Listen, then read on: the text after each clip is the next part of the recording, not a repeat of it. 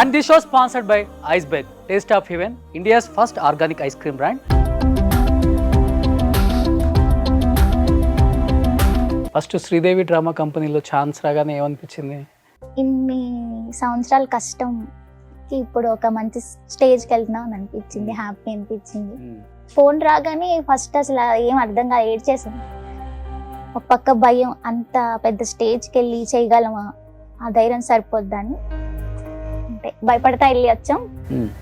బాగా జరిగింది. ఒక ఇద్దరు ఎక్కడ టీము? వాళ్ళు నెల్లూరులోనా? ఎంత ఫేమ్ వచ్చింది కదా మీ ఇద్దరికి, మీ టీం అంతా కుళ్ళుకుంటారా?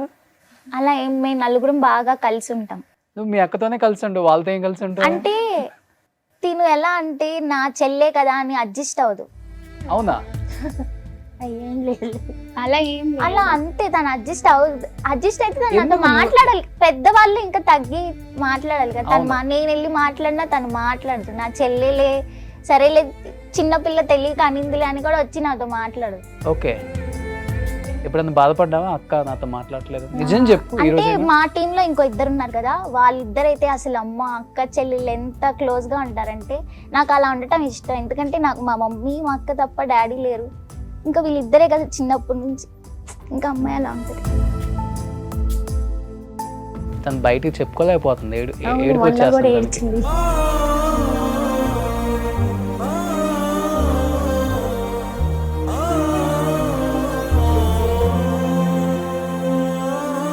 ఇలా ఇంట్లో చాలాసార్లు ఏడ్చావా చెప్పకుండా? ఒక నిమిషం నువ్వు ఇటు వచ్చా, ఇటు కూర్చో.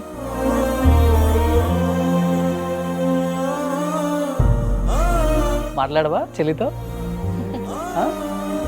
అమ్మకి ఎన్నిసార్లు ఒట్టేసి ఉంటావు నువ్వు, ఎప్పుడు గొడవాడినావు అని?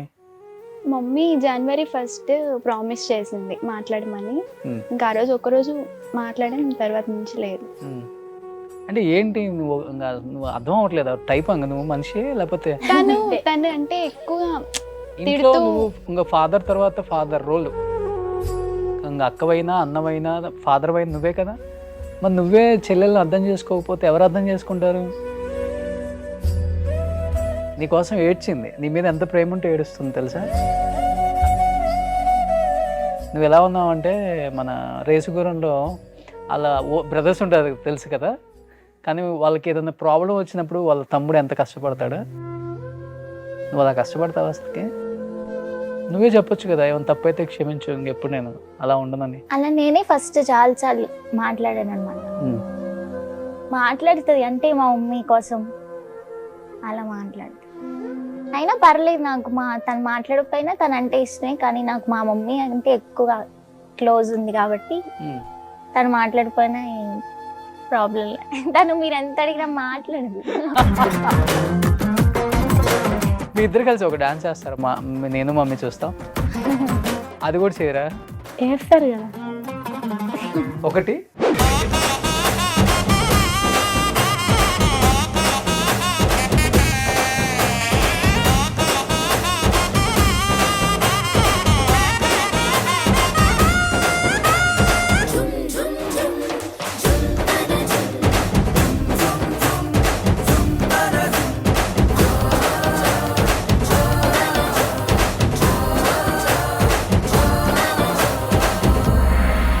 నన్ను అన్నలాగా అనుకోండి, ఓకేనా?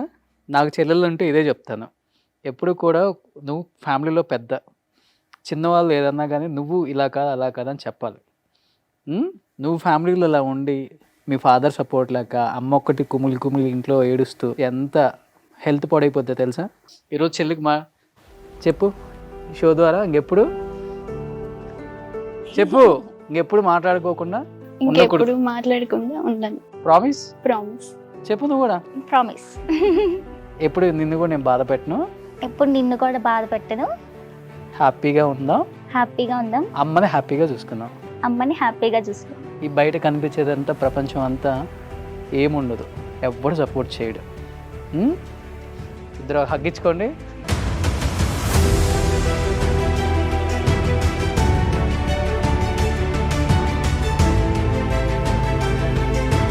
అమ్మ చూడు ఎంత హ్యాపీగా ఉందో.